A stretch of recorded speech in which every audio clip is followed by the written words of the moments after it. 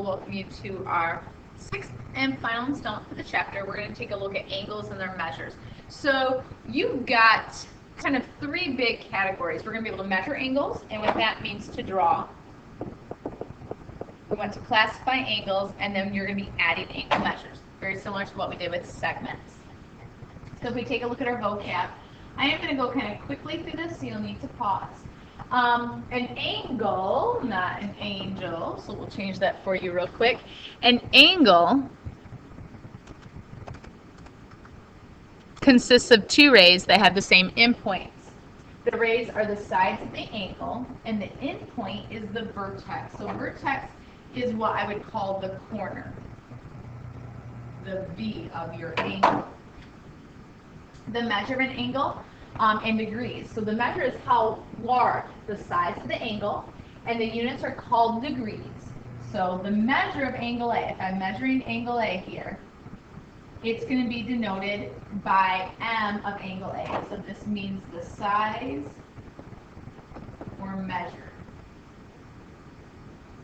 of angle A. And then congruent angles are just angles that have the same measure. So we had congruent segments were segments that were the same length. Congruent angles are angles that are the same size or the same degree.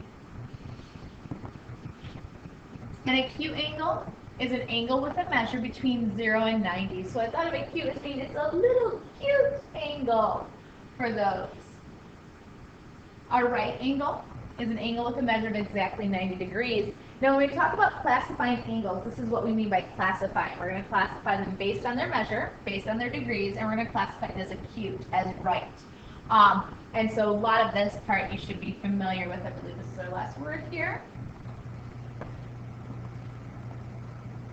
Obtuse is an angle with a measure between 90 and 100. Obtuse, we think of it as being the larger angles.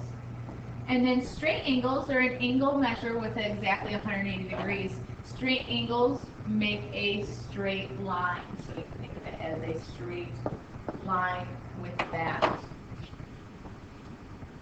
All right, so let's take a look. We want to name the angles in the figure. There are three different angles. You may say, no, Mrs. Woodard, there are only two, but yes, there are three. This is one angle, all right?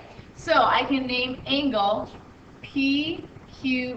We start from side, vertex, side. So when we say naming angles, we go from a side to the vertex to the side. We then have angle 2 that we can look at. And we can name that as SQR. All right. The other way we can name this is we can go from bottom to top. So this could be angle RQS. What we know is that the vertex is always in the middle. So if we take a look at example 1, we could have labeled that as SQP. Q, this vertex, will always be in the middle. And then the third angle that they're showing us is the full angle, those two together. So they name it PQR, or we could name it angle RQP. But notice with all of these angles, Q, our vertex, this corner is always in the middle. It goes side, vertex, side. So, in example 1, why should you not name any of the angles angle Q? So we'll go back up to the split screen.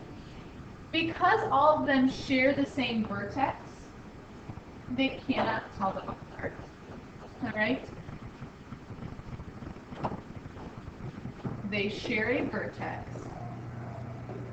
They all share vertex Q for that point. So that's why I can't say angle Q. If there's no sharing, then we can name it by just one letter. And I know you've seen this before. My daughter brought home her 4th grade math last week, and they were reviewing naming angles with one letter. All right, we're going to pause right here. I'll get my screen back up for you guys. Okay, so let's take a look at your checkpoints. Once again, just like the rulers, I'm not going to be able to measure, so we will check these over, bring people up in class, and measure those on Wednesday or Thursday. But we take a look at example 2. We need to measure, it's not finding distance on a map, I didn't change my heading, but we need to use our protractor to measure that. So we're going to put the center of the protractor over the vertex, point A. So we can do, I do have a lovely little protractor we can pull out.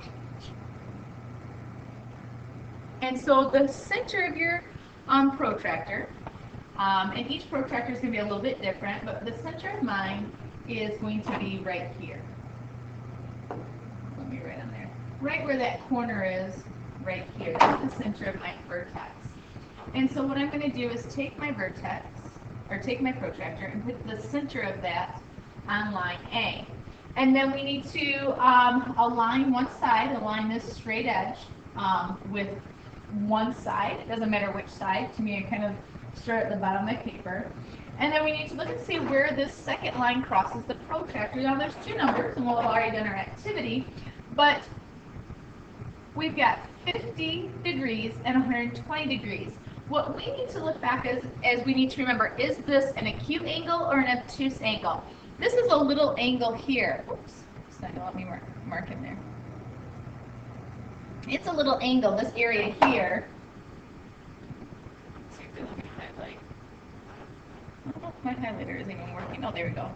This angle here is less than 90 degrees. So if my choices are 50 or 130, I'm going to choose the 50 degrees. So it's a 50-degree angle for the measurement of angle BAC.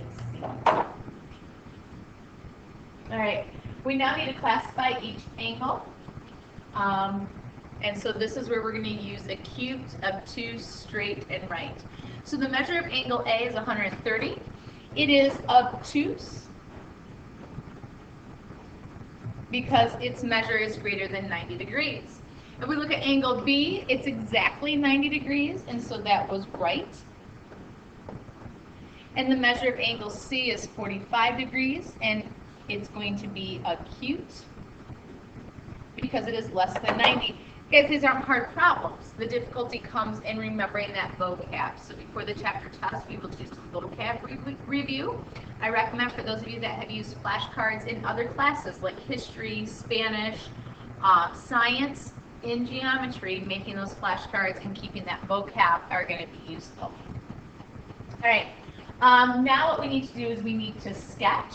This is going to be a complete in-class activity. I put check in class, I should say. We are going to do in class activity because I'm not sure how far we'll get to that. I want to make sure we're sketching good angles to begin with. All right, we have our checkpoint. You need to classify those angles. So like I said, I would pause your video right here to see if you can do that checkpoint. All right, so hopefully you paused. Hopefully you're answering this, but 17 degrees, 17 is less than 90, so this is an acute angle. 180, this is one of our special measurements, and so 180, when it's exactly 180, this is a straight angle. And then 173 is between 90 and 180, so when it's between those two, we call this our obtuse angle. Now what we're going to look at is angle addition. Like I said, we did angle or segment addition in lesson 1.5. And so what we're going to have is we're going to have 2 small angles that make up a larger angle. So we're able to see 2 small angles inside of one. So in words, is if point P is in the interior. So we've got this point P in the interior of angle RST. Okay, sorry about that. I'm going to pause real quick and calibrate my board.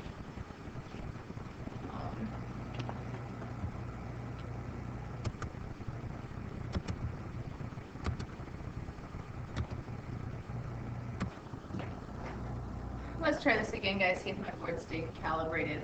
All right, so angle P is in the interior of angle RST. So we've got P in the interior of of angle RST, then the measure of angle RST, the big one, is angle RSP plus PST. So what that looks like is if I take RSP, and I'll underline that in red, if I'm taking my red angle, and I take its measure, the degrees, and I add to it my blue angle in degrees, then that's going to equal the measure of the larger angle, angle RST, and these all are given in degrees. So we're going to need to be using our protractor sum, possibly, or we'll take a look at what information they give us for that. So what we need to do is compare and contrast the angle addition postulate with this postulate in lesson 1.5, the segment addition. So this is where I would, with this follow-up, guys, I'm going to go through it, but I would suggest that you pause it. And actually, I think I'm going to change my mind, because I want to hear what you guys have to say about this. So we will check this in class. Okay, we will check that one in class when we go over your notes. But I want you guys to look back at your segment addition postulate. It's in your note-taking guide on page. We take a look at your segment addition postulate. That is on page 17. So I want you guys to look back and compare those.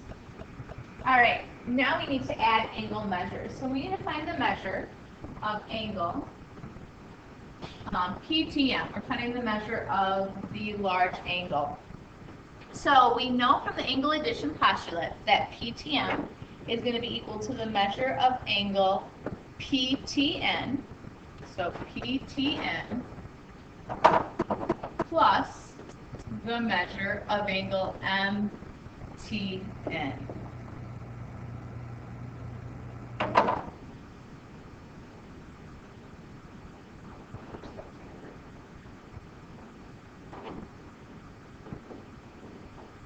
Alright, so we know that those are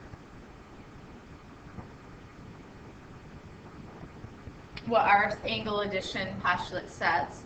Now what we're going to do is substitute in what we know. We know that angle PTN is 30 degrees.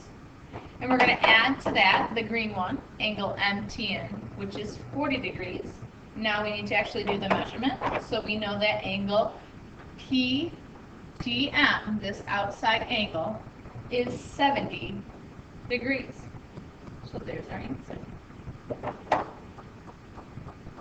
You guys have 3 checkpoints to do. Please pause the video and do those on your own. So I'll give you a little bit of time to do that. And then we'll take a look at them. We're looking for the measure of angle ABC. ABC is in red on this one. I go from side to vertex to side. It's made up of a 50-degree angle plus a 40-degree angle. So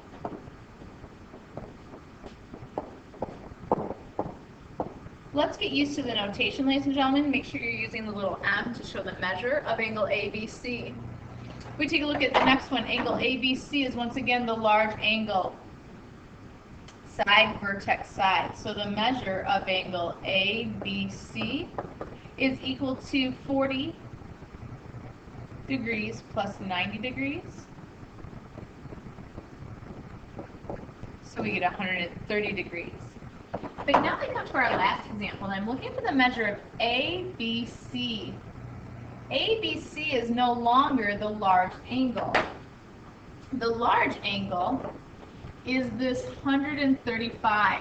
When they show this mark here, it's showing you from side to side, far left to far right, and they labeled it as 130 degrees. So I know, I'm sorry, 135 degrees. So now I know my 135 degrees is made up of 2 parts.